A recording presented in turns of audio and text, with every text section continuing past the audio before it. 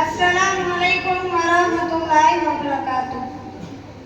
इस मुल्क को खतरा न हिंदुओं से है न मुसलमान से है, अच्छा इस मुल्क को तकलीफ है तो सिर्फ बेईमान और गद्दारों से है।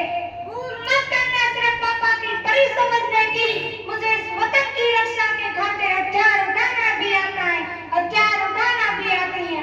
यहाँ की चांदनी मिट्टी का ही गुणगान करती हूँ, यहाँ की चांदनी मिट्टी का ही गुणगान करती हूँ।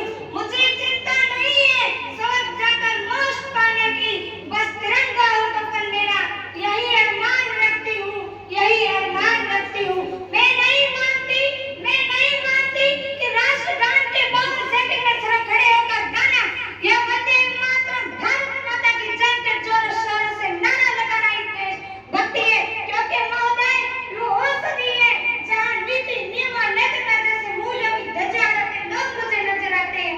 और महोदय ये औषधि है सत्य अहिंसा सदाचार और साथी जैसे सने जैसे मूल्य तोड़ों के भाव बेचते लोग मुझे नजर आते हैं।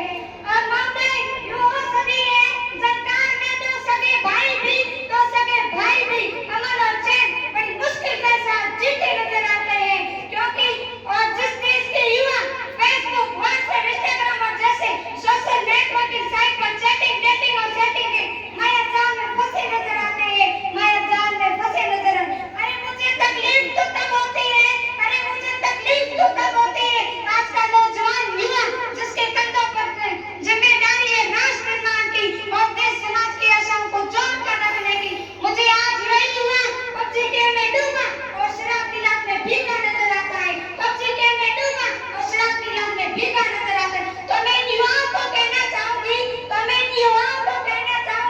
एक सैनिक बनकर सेना में जाना ये देशभक्ति नहीं होती, एक सैनिक बनकर सेना में जाना ये देशभक्ति नहीं होती। आजादी के पूर्व बात कुछ और थी और आज बात को रोज कुछ और है। और झांसी की रानी लक्ष्मीबाई से लेकर शहीद आजम भगत सिंह तक, चंद्रशेखर आजाद से लेकर महात्मा गांधी तक इन्हें हम देशभक्त कहते हैं। परंतु आज मैं देशभक्त कहूँ तो किसे कहूँ, किसे कहूँ? समाज राष्ट्रपति का भाव है देशभक्ति और देश विद्रोह के जीवन में आना तूफान है देशभक्ति। धर्म लोकता को बचाकर ईमानदारी से किया गया काम है देशभक्ति।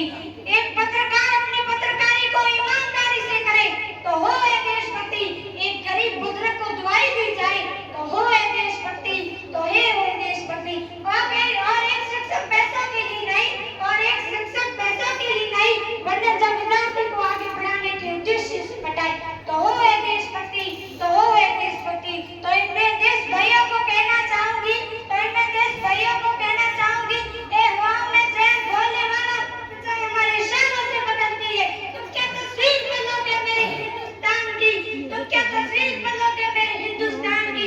शहरों के चक्कर में भारतीय बस्ती है, शहरों के चक्कर में भारतीय बस्ती है। और आज मैं यह बात महिलाओं की करूं तो महिलाओं को आज आरक्षण नहीं बल्कि सुरक्षित करने की जरूरत है, क्योंकि आज कन्या भ्रूण हत्या, दहेज प्रथा, बाल विवाह, बलात्कार बढ़ती नजर आती है। तो मैं नारी सशक्तिकरण में कुछ पक्तियां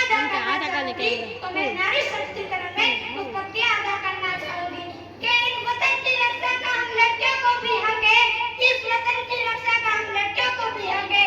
इतिहास की किताबें उठा कर देंगे जिनको भी हमारे काबिलियत पढ़ सके, जिनको